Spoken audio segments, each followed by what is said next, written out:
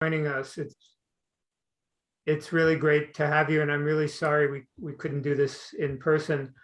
So Anna is a really growing star in the field of diabetes genetics. She has an extraordinary record of discovery in this field. She did her PhD degree under the supervision of Robert Turner, and then at the University of Oxford. And then she worked with Andrew Hattersley and Sean Ellard at the University of Exeter. And she's really gone on even after that and maintained a long relationship especially with Andrew Hattersley, who's a real pioneer in studying monogenic diabetes syndromes.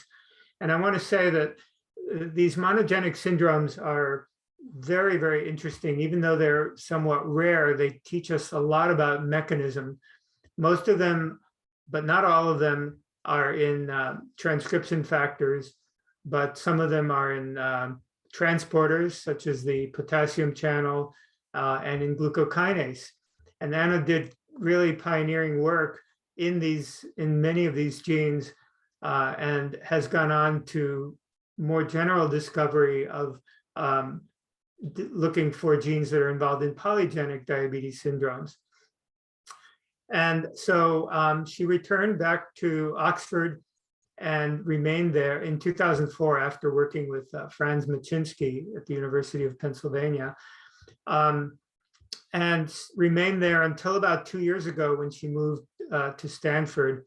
And she's very widely involved in large consortia, which are very necessary for studying small effect size polygenic traits, and has done work along every step in the discovery process, from GWAS to doing validation experiments for function to doing really good biochemistry. And she also has a very strong interest in precision medicine, and that is trying to use this genetic information to devise the right treatment plans. And two very good examples of this are the KATP channel mutations, which years ago were mistaken for type 1 diabetes. And so when it became possible to diagnose this mutation, children were taken off of insulin and treated in a much more effective and targeted way. And the same is true in glucokinase mutations, where Andrew Hattersley showed that, and I don't know if Anna was involved in this particular study, but showed that these people did not have high incidence of diabetes complications.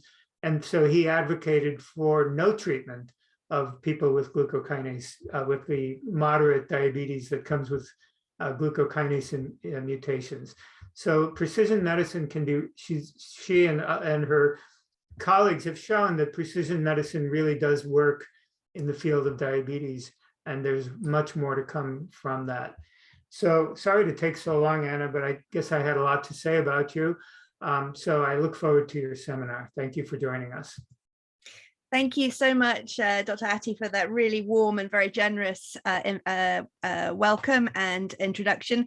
I'm very sorry not to be able to visit in person, but I think given the challenges of the pandemic at the moment and the uncertainty with different varieties of the virus, I'm sure you understand and appreciate my reluctance to hop on a plane when virtual seminars are possible. But that said, I hope there'll be opportunities to meet in person now that I am in North America, and it'll be easier to run into people at meetings.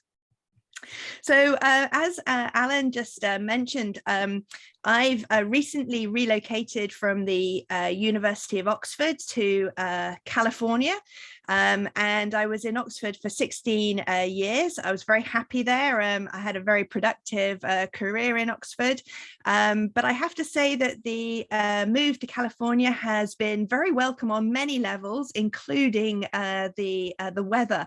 And although this is a screenshot of Oxford that's often used, let me tell you, these blue skies skies that you see here are much more rare than the blue skies I now appreciate living here in California.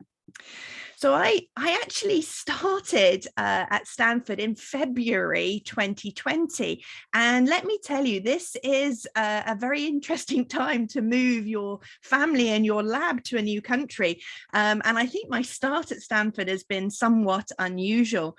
I decided to go on my annual ski trip just after starting in my new post, and unfortunately had an accident which meant I broke my wrist and required surgery, and now have a plate in my wrist. And while I was still coping with that, we started to get the shelter in place and the news of COVID. So I hadn't really got going in the lab before we were in masks and using hand sanitizer. And then, of course, working at home has meant that I've naturally taken in a pandemic puppy, Gizmo, who now is a firm favorite in the lab. And most of my lab meetings to start with were conducted in the same forum we're using today, Zoom. And many of the people who joined my lab, I hadn't actually met in person for many months. But as you can see, I wasn't the only person who picked up a puppy along the way. But things have fortunately changed, and I'm finding my feet now at Stanford. And earlier this year, we were able to have our first in-person meeting with the team. And I was maybe able to meet many of my team for the first time in person, which was absolutely wonderful. And it was such a joy and privilege to be able to get together and spend time with my new lab team. And towards the end of this year, even though the challenges of the pandemic remain, we found interesting and innovative ways of spending time in person with one another. And this is the recent genetics retreat, which we relocated to an outside arena. And we had this on the softball court at Stanford. And seeing people's slides and science up on the scoreboard was a really innovative way of sharing develops across the department. So my focus of my research, both in Oxford and now here at Stanford, is really on diabetes. And I'm sure many of you are familiar with diabetes and the fact that this is a global pandemic. It really is astonishing to think that there are 463 million people living with diabetes around the world. And it's disheartening to hear that this continues to be a major cause of mortality and morbidity. And clearly there is an ongoing need for the development of disease-modifying treatments. Many of you have probably seen this week in the media reports for type 1 diabetes of a potential cure based on studies in a single patient. And despite these promising advancements for type 1, there is an ongoing need to keep our feet firmly grounded and to realize that much work is still needed before we have a cure for both type 1 and for type 2. So my work tries to use human genetics as a gateway to uncover diabetes relevant biology. And really what I'm trying to do is to take either rare mutations that are responsible for monogenic varieties of diabetes, or more recently, common genetic variation present in the population at large that increases your risk of developing common forms of diabetes like type 2.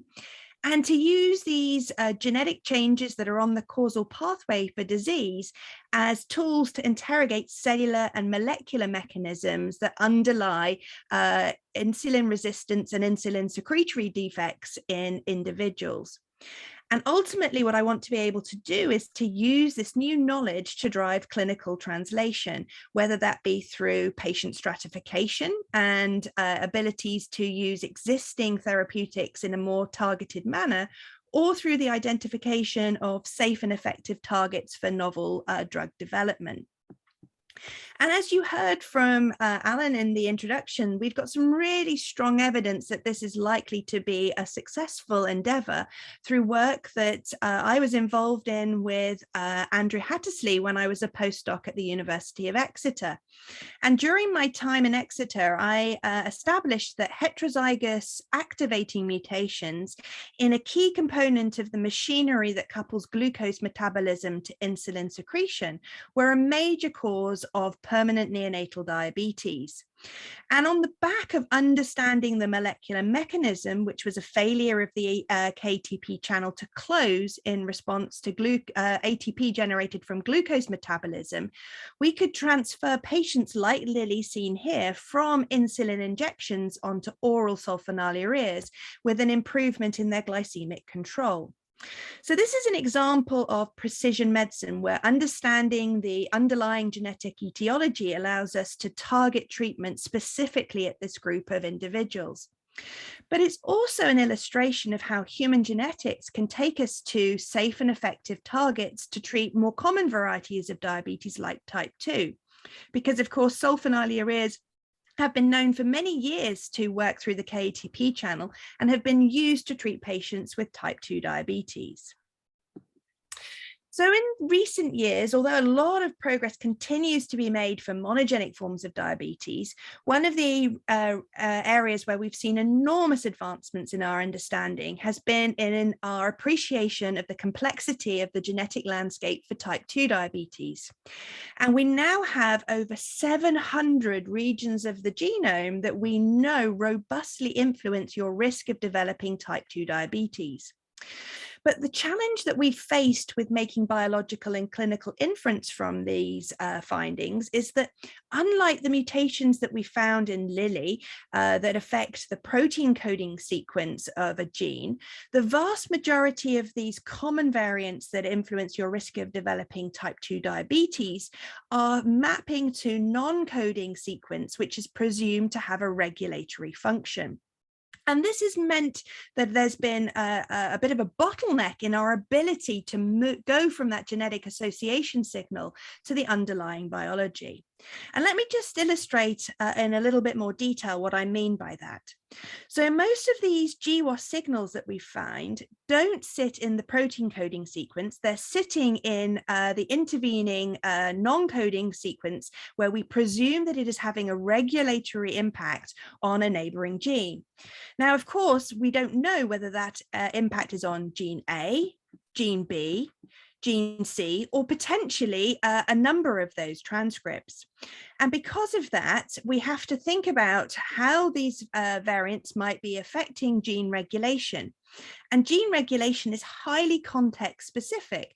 So we need to think about where in the body this might be happening, when during development, and whether or not you need to be under some particular perturbation or stimulus to see that regulatory impact.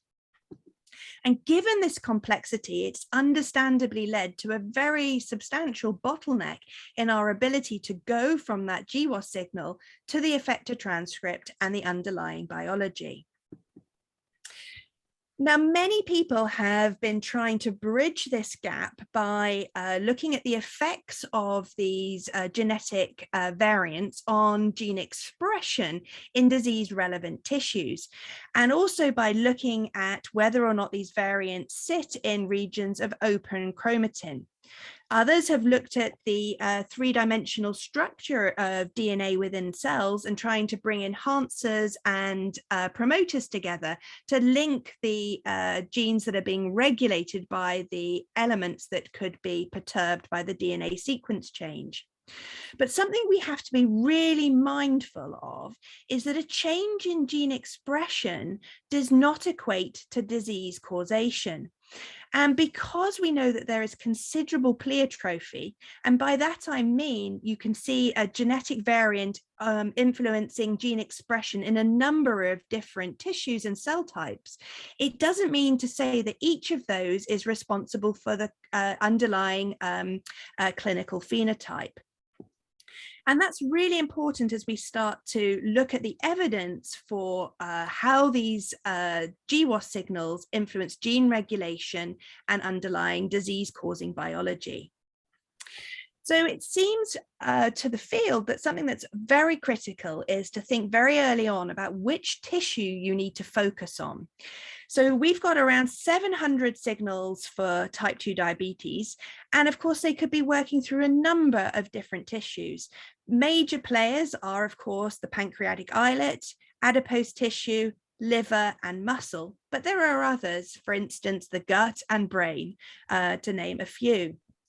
So we've been using human physiology as a way to get confidence about the underlying signals that the underlying tissues that these signals are working through.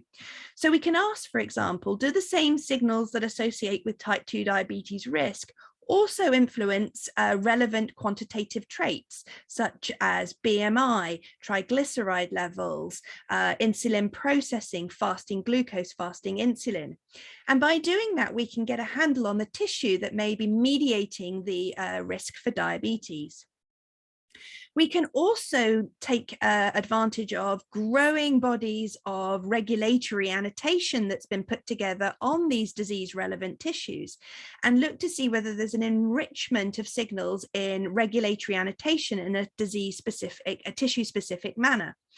And looking at both of these two strategies, one of the things we've uncovered are that pancreatic islets are a key tissue for mediating a large proportion of these 700 GWAS signals. They're not responsible for all of them, and of course other tissues are playing an important role.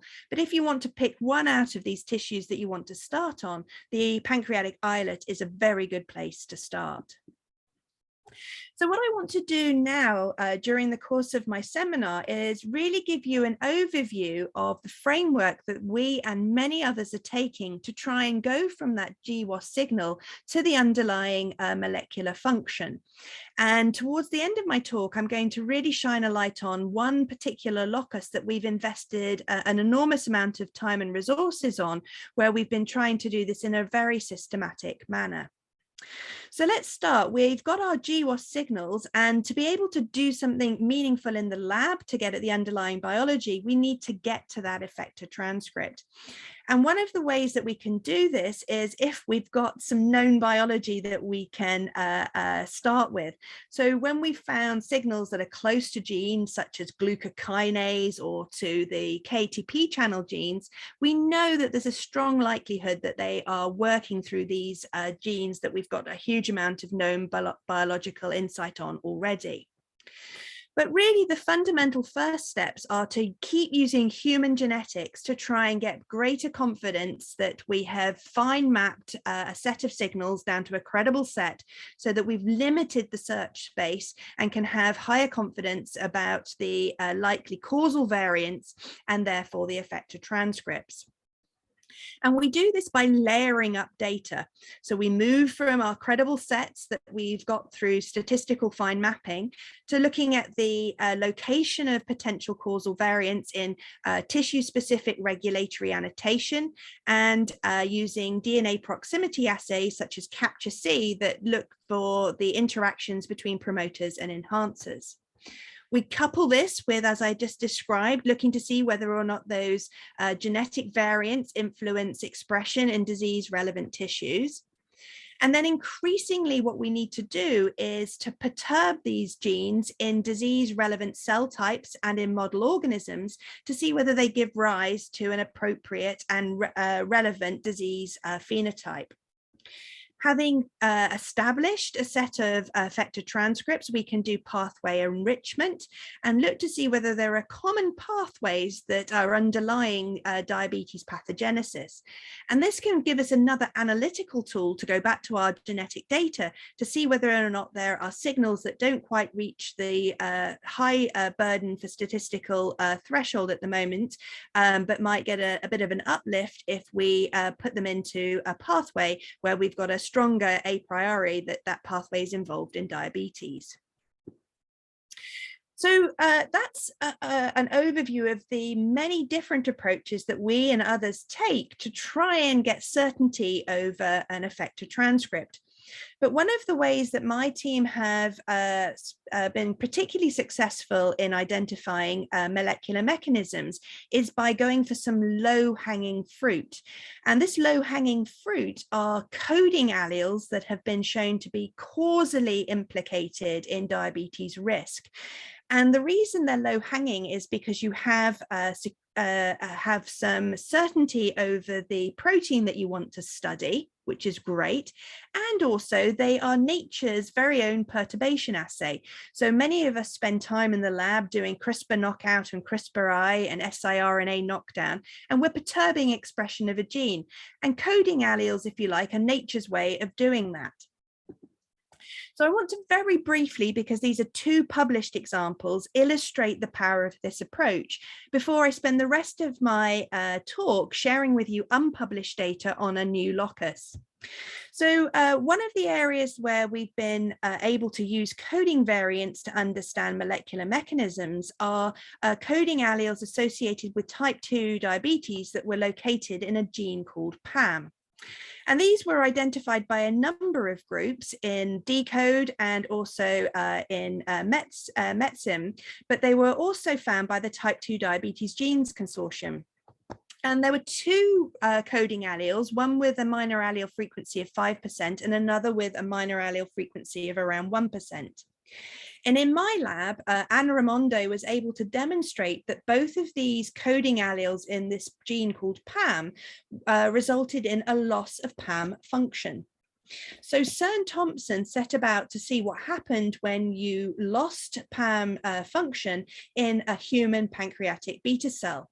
And by lowering PAM levels using siRNAs, he was able to establish that loss of PAM resulted in reduced insulin secretion and reduced insulin content.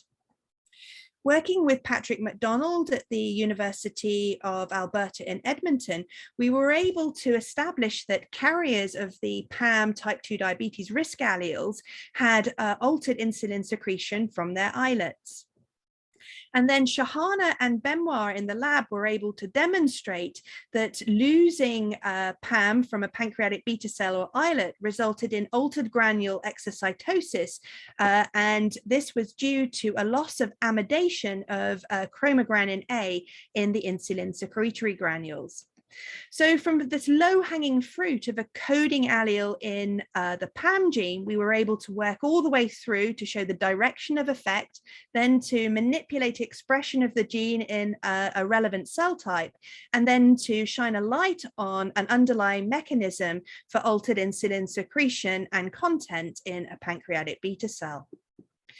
We have had a similar approach in a large collaborative study working with colleagues both in academia and in pharma to study loss of function alleles in the zinc transporter encoded for by SLC30A8.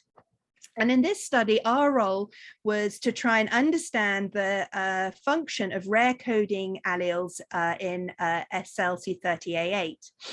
And my lab was able to use CRISPR and human iPS cells to introduce these rare truncating variants into the iPS cells and then to differentiate them to human beta cells in a dish. This allowed us to demonstrate for the first time that the protective alleles in this gene resulted in haploinsufficiency.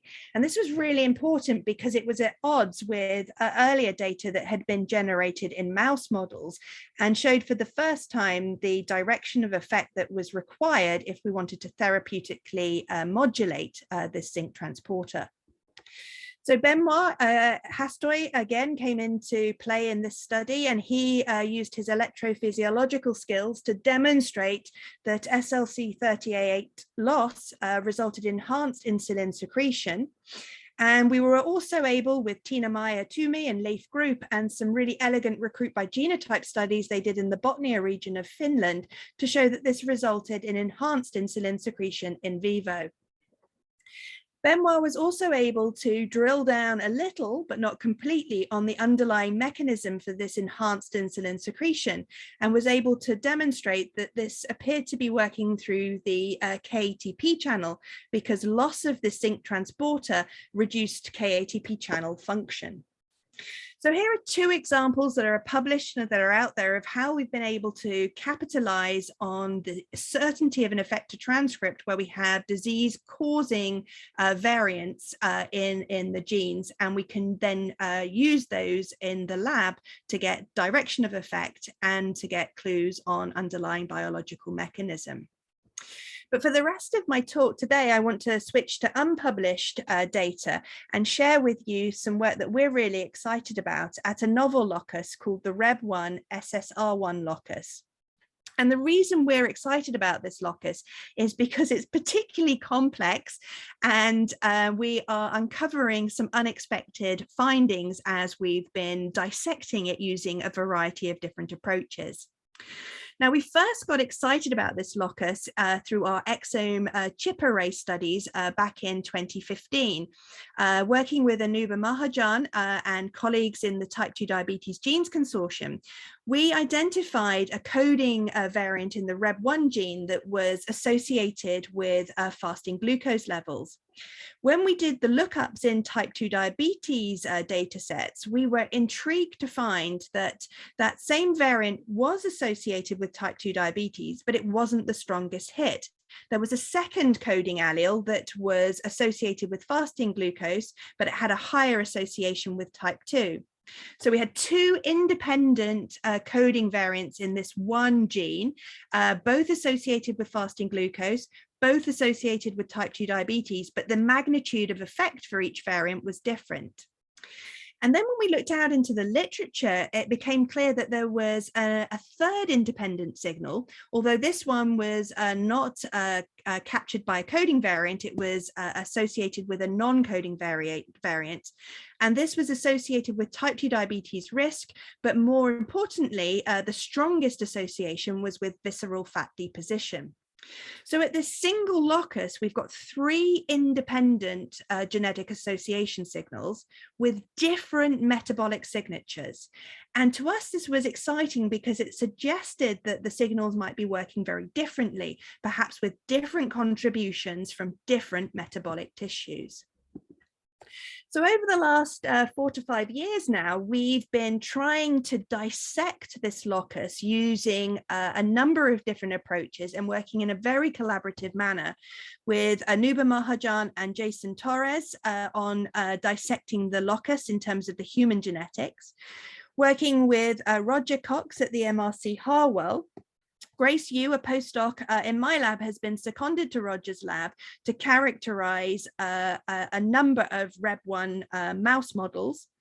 And then two very talented individuals from my group, postdoc Nicole Krentz, who's now here with me at Stanford, and a previous PhD student, Katia Mattis, who was based with me in Oxford, have been working with a variety of human cell models to get at underlying mechanisms. And what I'm going to do now for the rest of my talk is really take you through some of our most exciting findings using this holistic approach to understand this single locus. So one of the first questions that we needed to answer and have a high degree of confidence on before we started making a mouse model was whether REB1 was actually the effector transcript at this locus. Yes, we've got coding variants, but are those coding variants responsible for their genetic association? And Anuba Mahajan has been able to show very nicely that at one of these signals, the type 2 diabetes signal, which is covered by D1171N, this is almost certainly the causal variant at that locus. So this gives us enormous confidence that REB1 is the effector transcript. Interestingly, when we look at the second coding variant, and this is the one that we originally found in our fasting glucose study, and we do the fine mapping at this signal, it doesn't look like the coding variant is actually the causal one. It's in high LD with another 20 non-coding variants, and we're unable to separate these out, but we're fairly confident that this isn't the coding, isn't the causal variant, and it's actually one of the regulatory variants. I mentioned that there's a third signal, and that one's even more of a mess because even with the fine mapping that we've done so far, bringing in larger and larger data sets from different ancestries, we've got it only been able to limit it to a 5 megabase interval, and there are 202 non-coding variants that are in that space, and we don't know which of those 202 is the causal variant. So I mentioned to you that we think that this is an interesting locus because we think multiple tissues are playing a role. So one of the things we've wanted to try and get a better handle on is at each of these three independent signals, which tissues are likely to be at play in terms of the influence of the genetic change on the phenotype. And Jason Torres in our group has developed a method that allows you to assign a tissue of action to a GWAS signal. And I'm not going to go into the method in detail, but suffice to say, it takes the credible sets that have been identified from the genetic studies and looks at whether those the variants in the credible set sit in regulatory annotation in islets, adipose, muscle, or liver. And for coding alleles, it looks at where the genes are expressed. And then it assigns a weighting to each tissue for each signal. At the REB1 locus, we have got these three independent signals, and all three of them are shared across these four tissues of islet, adipose, muscle, and liver. And actually, it's only the coding variant, the one that we've shown as causal, that has a major contribution from the pancreatic islet. The other signals look to be driven more largely from the non-islet tissues. So what is this REB1 that I've been talking about? Well, REB1 encodes for a transcription factor called Ras-responsive element binding protein 1. It's a zinc finger transcription factor that binds to Ras-responsive elements, and it targets promoters downstream of Ras-MAP kinase pathway, but the details of this are pretty poorly understood. If you look in the literature, you'll see that it's described to have roles in cell proliferation, transcriptional regulation, and DNA damage repair. It's very widely expressed, and there are multiple isoforms, and those multiple isoforms have different intracellular localizations.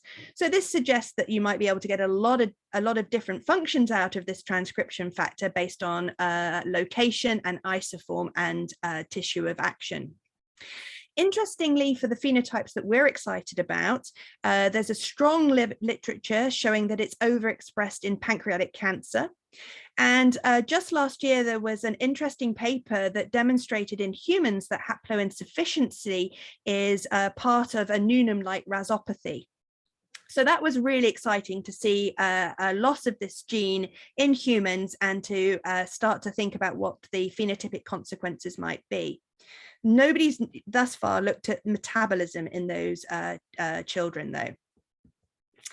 So having confidence that REB1 was the effector transcript, we thought it would be great to generate a REB1 global knockout and to phenotype that very carefully to see whether or not it recapitulated the human genetic data.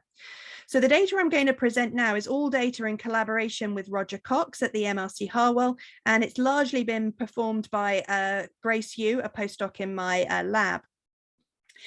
And the first off, the data I'm going to show is either on the wild type mice or the heterozygous mice, because the homozygous loss of Reb is embryonic lethal. So thank goodness the mice have a phenotype, and I'm going to take you through that in the next few slides. So first of all, on both a high and a low fat diet, we see an effect of loss of REB1 on body size. The mice are smaller. And they're also shorter, and we see this in both male and female mice. We've had a look at the fat mass and the depot size in both male and female mice, and we see striking effects on fat mass in males, but this is not observed in females. We've also looked at adipose depot size across various different commonly studied fat depots: gonadal, mesenteric, perirenal, and subcutaneous. And again, we see differences reaching statistical significance in our male mice in the gonadal and mesenteric regions. And although there are directionally consistent effects in females and also in perirenal and subcutaneous fat depots in males, these do not reach statistical significance. We've studied using IPGTTs, insulin sensitivity, and we see evidence at both 12 weeks and 16 weeks for effects on insulin sensitivity, both here in the IPGTT and here in the IPIST. We're now working with colleagues here at Stanford to see if we can get more data using clamps on insulin sensitivity, encouraged by the differences we're seeing here at 12 weeks in these mice. So we've got effects on depot size, body size, insulin sensitivity. So the next thing we've done is look to see whether or not there's any difference in the histology in these fat depots. And Grace picked up very early on that there was a very striking effect on adipocyte size. And this was seen across all depots. And here we're showing you the effects in the four different fat depots of adipose size in the homozygous and heterozygous mice. And you can see here that the REB1 knockout mice have consistently smaller adipocytes. So we've tried to study this in a little bit more detail to understand why their adipocytes are smaller. And what Grace has done is taken biopsies looking at the stromal vascular fraction, and then looking at these and differentiating them in vitro. She's looked to see how well they stain for lipid using oil red O staining. And you can see that there's less lipid present in the REB1 heterozygous knockout mice. And when we try to look at this in terms of where these adipocytes are in the cell cycle, we can see that it appears that when you have a loss of REB1, you spend more time in S phase of the cell cycle. So we think here we've got an effect on differentiation of the adipocytes, and this is affecting size and maturity. We've taken this a step further with work that Nicole Krentz has been leading on here at Stanford to try and take this into a human model. And Nicole's been working with the SGBS cell line developed by Martin Wabich in Ulm. This is a cell line taken from a patient who had a particularly rare genetic disorder that meant they had a lipoma, an overgrowing fat mass. And these cells are taken from that individual. And Nicole has used siRNAs to knock down the REB1 gene within this cell model, and has then looked at expression of adipocyte, pro-adipocyte gene markers, and has shown that these are reduced in the absence of REB1. So we were fascinated by this really clear phenotype in the mice, and wanted to know whether or not we would see this also in carriers of the REB1 risk alleles. So we reached out to a collaborator, Melina Klauznitzer, who with collaborator Hans Hauner in Munich has access to the Munich Obesity Biobank. And this is a really fantastic data set of tissue that's been taken from patients who were undergoing electric bariatric surgery. And Yuris, a joint PhD student with Hans and Melina, has looked at this data and has done a paired analysis matching samples for age, sex, and BMI, so that the only difference between them is their genotype. And this here is the SNP that is one of those 202 that is associated with visceral adipose tissue levels. And you can see here that we see an effect on adipocyte size, and we see this in multiple fat depots. I'm just showing it here for subcat, but we also see it in visceral adipose tissue. So we've seen now an effect in mice of REB1 loss on adipocyte size, and we now see this really clearly in humans based on their genotype status. So we mustn't forget that my lab is really a lab that has an underlying interest in the pancreatic beta cell. So it won't surprise you to know that in addition to these studies in adipocytes, we immediately started to think about manipulating REB1 gene expression in human pancreatic beta cells. And this is the work now of Katia Mattis, who for her PhD generated a number of different beta cell models to study the role of REB1. And we started off in human endo-C beta H1 cells and using siRNAs to knock down REB. And Katia immediately saw a really striking effect on insulin content. We had reduced insulin gene expression and protein, but no obvious effect on secretion. So we decided that we would make a REB1 knockout line by CRISPR in the endo-C beta H1 so that we could do a series of studies on this cell line.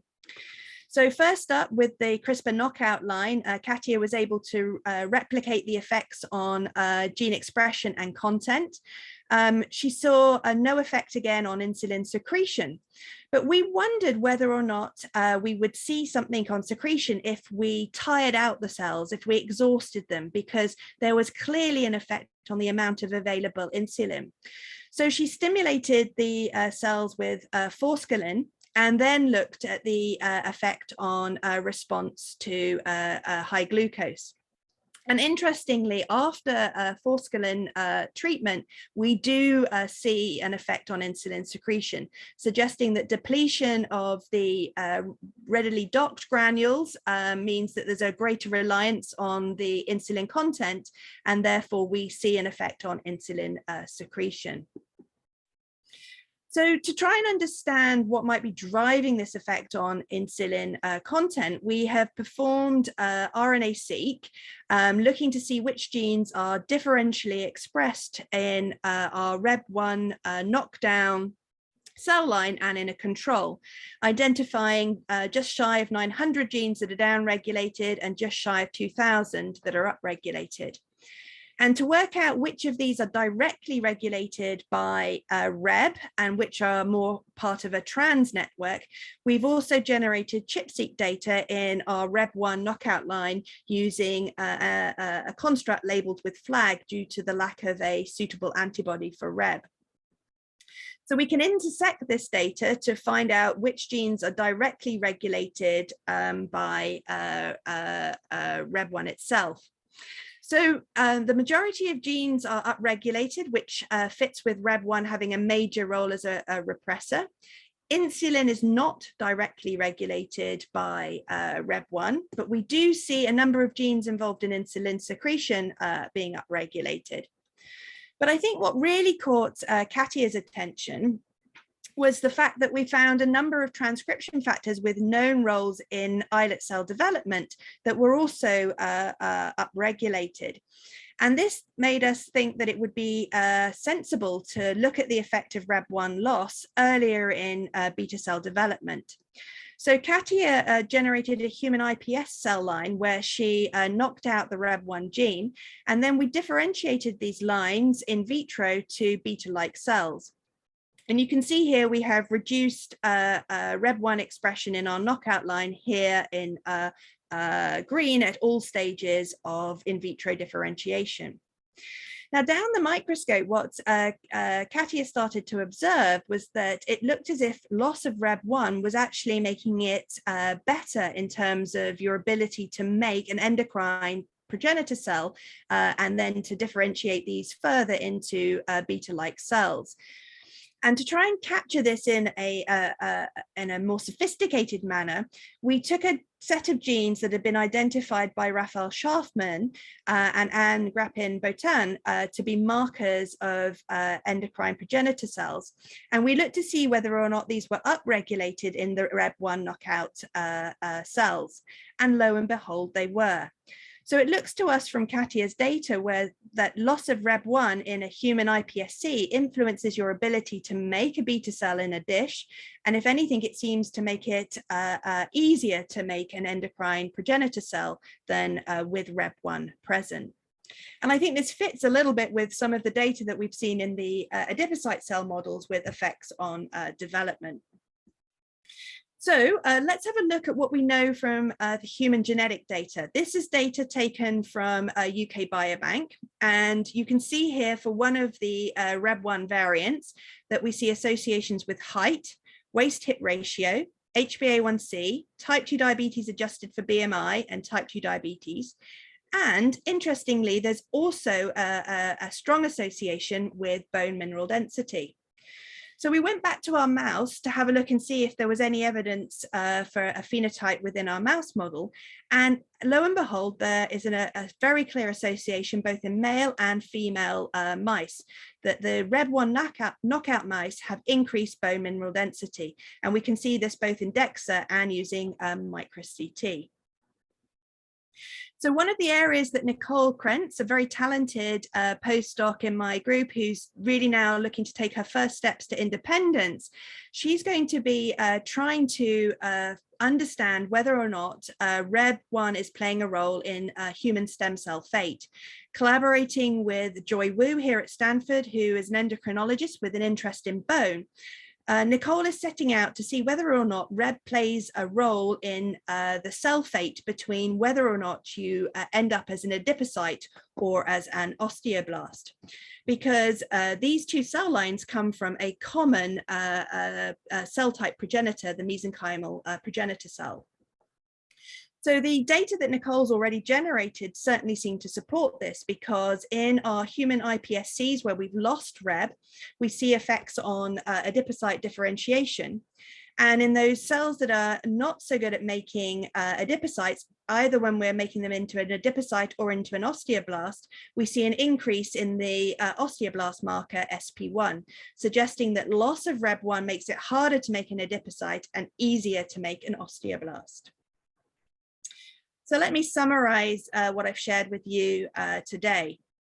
So from humans, we have really strong evidence from GWAS that signals in the REB1 gene associate with height, diabetes, and bone mineral density. And our mouse model now shows very clearly that loss of REB1 increases bone mineral density and decreases length. We see evidence both from the mouse and from our stem cell models of reduced fat mass and reduced adipocyte size and increased insulin sensitivity with REB1 loss. And we see evidence from our islet cell studies for altered islet cell development. So really our data from the various different cell models that we've taken is fitting very nicely with the human data and suggests that the type 2 diabetes protective alleles are a loss of function. So it leaves me to wrap up by thanking those who've really driven the studies in the lab. I hope I've name checked them along the way, but the human genetics has really been championed by Anuba Mahajan and Jason Torres. The mouse work has been done by Grace Yu and Roger Cox. The cellular studies by Nicole Krentz and Katia Mattis. The human adipocyte work has been by Melina, Julius, and Hans, and we're really fortunate to be able to collaborate with Joy Wu here in Stanford on the osteoblast work. And thank you to my funders and to the whole team for everything they've done to contribute to setting us up here at Stanford. And I'd be happy to take questions. Thank you, Anna. That was really beautifully presented and beautiful work. So is it your, so you used the word pleiotropy at the beginning of your talk, but you didn't use it in relation to REB1. And yet, and so I just want to ask you, if you think what you're seeing is action in adipose tissue that's adipose tissue autonomous, and then separate and apart from that action in the beta cell that is independent of that, one having the effect on insulin content and the other one having the effect on adipose differentiation and bone, and also and do you think that the bone phenotype is entirely mediated through its action in pre-adipocytes? Oh, lots of questions in there. Let me unpack them. Yeah. So I think what's happening is that we have got 3 different signals. And when we make the knockout mouse, what we're doing is more closely resembling the coding allele, where we have an effect in all 3 transcripts of that missense variant and in all tissues where REB1 is expressed. for some of the other signals, I believe that we have got an impact that's happening in a much more context-specific manner. So the variant that is associated with adipocyte size is one of 202. And we've just reached out to Suzanne Mandrup-Polsom, who's got an absolutely astonishing epigenomic regulatory set of sort of like a catalogue of everything that's happening through adipose tissue development. And I'm hoping we can refine what the causal variant is and understand in greater clarity what that variant is doing by being able to map the SNP to a regulatory element in those tissues. I believe the insulin content is a red herring. So fascinatingly, when we first found this, we only knew about the association with fasting glucose. So we jumped on looking in a beta cell. We see straight away this effect on insulin content. And we're like, oh my goodness, this means that loss of Reb1 is a bad thing.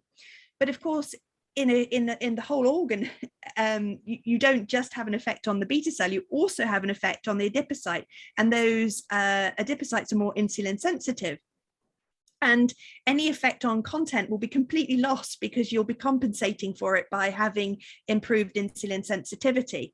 So we've just collected the data from the mouse to look at the islets and static insulin secretion. So we'll be able to see whether we mirror that there.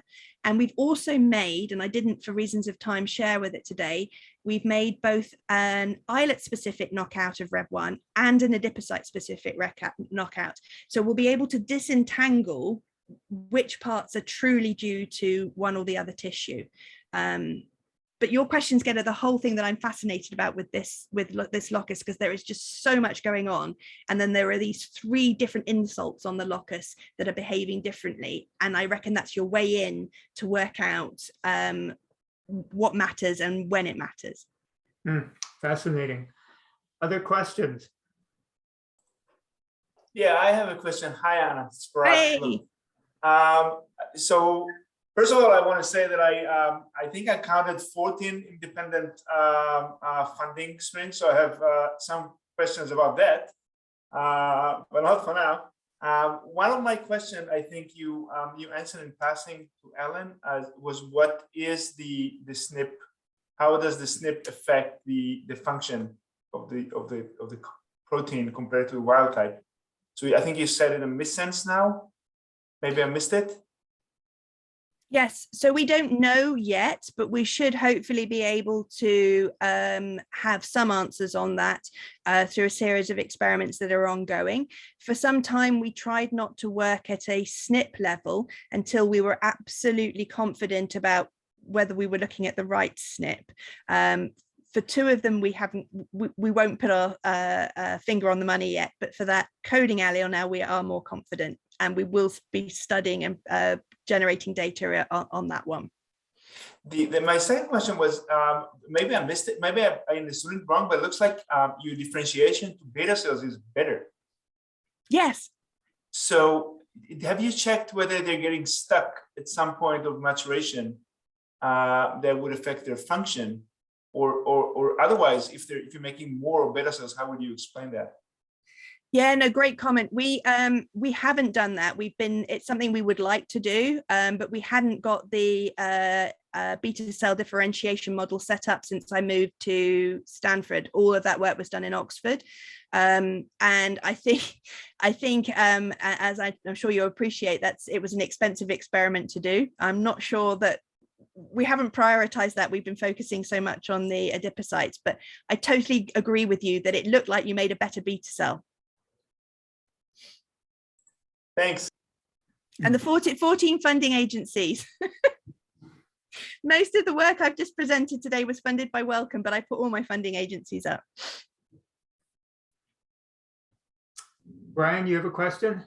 Yeah, I have a question. That was a great talk, and I really enjoyed it. I was curious about, I probably didn't follow everything directly, but the concept of cystic always comes up with prioritizing GWAS loci. And did I understand correctly? So there's not a significant cystic for RREB1, but you had to go to like a specialized subset data that was with the, I forget the data set, but. Oh yes, no, So that wasn't a cisqtl. It looked like it. I can understand why you would think that. No, we were looking at adipocyte size. So we took slides with histology from people who had undergone bariatric surgery, and then we measured the size of their adipocytes, and then we looked to see whether there was any relationship between their genotype and adipocyte size. Because in the mouse, we'd seen that if you lost Reb1, you had a smaller adipocyte. So we wanted to know whether or not genotype affected adipocyte size. So that's what the data I showed. What I didn't show you today, but is also fits completely with the story, is that we can also look at expression levels of the Reb1 transcript, because we have RNA-seq data on those same individuals and also in GTEx. And we can then relate expression level of Reb1 to adipocyte size. And we see that the less Reb1 you have, the smaller your adipocytes. So again, that fits nicely with this being an effect of loss of Reb1 on adipocyte size. Wow, but there's not a classical, just, I guess, because it's always like more related to my own work, but I always hate, I always get this comment about there's no cisqtl, why is it, like, so there's no data showing that Reb1 would fit that kind of classical paradigm of, GWAS signal, strong cisqtl, right? So you have to be careful with the cisqtl. As I said at the beginning, it's just because you have a cisqtl, that doesn't mean to say that that variant is on the causal pathway, right? You have to be looking in the right tissue at the right developmental time point under the right stimulation. And you have to have a large enough data set that you're able to pick up that signal. This data sets available for doing cisqtl analysis in adipose tissue are quite small compared with human islets at the moment. And I don't think there is a striking signal, not like there is for KLF14, but its absence doesn't mean to say that there isn't one. It just means it can't be detected with the sample sizes that we currently have to reach genome-wide significance. But we see an effect on in 160 odd people. If you look at the distribution of Reb1 expression, that goes with adipocyte size. Yeah. Okay, thank you. Yeah. So I have another, this is a more general question, Anna. You're, I'm sure, familiar with Jim Johnson's work, where paradoxically reducing insulin seems to cure diabetes. Seems to be a good thing, right? Have you ever run across any genetic support for that? No, and he often asks me, and one that he's asked me frequently about recently is the insulin VNTR, and trying to get at that as a mechanism. But no, I'm not aware of, it doesn't mean to say it doesn't exist, but there's nothing that's sort of fallen in my plate so far that would be a useful handle on that. Yeah, I mean, one reason I was prompted to ask you that is because you're seeing this improved insulin sensitivity along with the lower insulin content, and just wondered if that could be fit Jim Johnson's model. I think I'm thinking about what Patrick Roseman always says to me, and Patrick always says to me that we have far more insulin than we need in our beta cells, and that we shouldn't get overly excited because you can remove such a substantial proportion of the pancreas without making somebody diabetic. And I guess it's the circulating insulin that Jim's worried about rather than the insulin that's just stuck in your beta cells. Yeah. I mean, genetically, our screens are not for diabetes, but they're just open-ended screens for insulin secretion in non-diabetic animals. And by far, we've seen much more negative regulators than we have positive regulators. And so I just wonder maybe if that, because the GWAS is biased toward diabetes, that those have not emerged as much, and maybe this negative relationship of insulin and insulin sensitivity just doesn't appear because of the bias of the inherent bias of a disease-oriented GWAS. I can see that, and I accept that argument for the diabetes GWAS, but of course we don't work in an isolation where we only look at that as our phenotype. We always work across the traits as well, and those are sampled in non-diabetic populations. So we should get the full smorgasbord there, shouldn't we? I didn't realize that you were Yeah. also sampling the non-diabetic population. Yeah, so although obviously those 700 signals are all in diabetes, but we would also have GWAS for fasting glucose, fasting insulin, through MAGIC, and then through anthropometric, through Giant, Right. and then and the wonderful resource of UK Biobank, where you just can go in, as I showed, and just do a complete PHOS of your variant. Yeah. Okay, are there any more questions? This was so nicely done. I really enjoyed your talk. So now you have Matt, followed by Judy Simcox, and then myself and Mark Keller together. Fantastic. And do I stay on this link, or do I have? Oh, that's a good question. Is No, Karen? no, we're going to No. end this so I can stop the recording, and then I'll hook you up on another link. Okay, thank Usually you. after this. Do you have the other link? I'm Yeah, sure Karen sent it to me. I can send it to you right now, Anna, so you can have it right in front of your fingertips. Wonderful. I just put it in the chat. Oh, Anna. perfect. Oh, great. Thank you. Okay. Okay. I'll see you in a while. See you. Thank you. Bye-bye.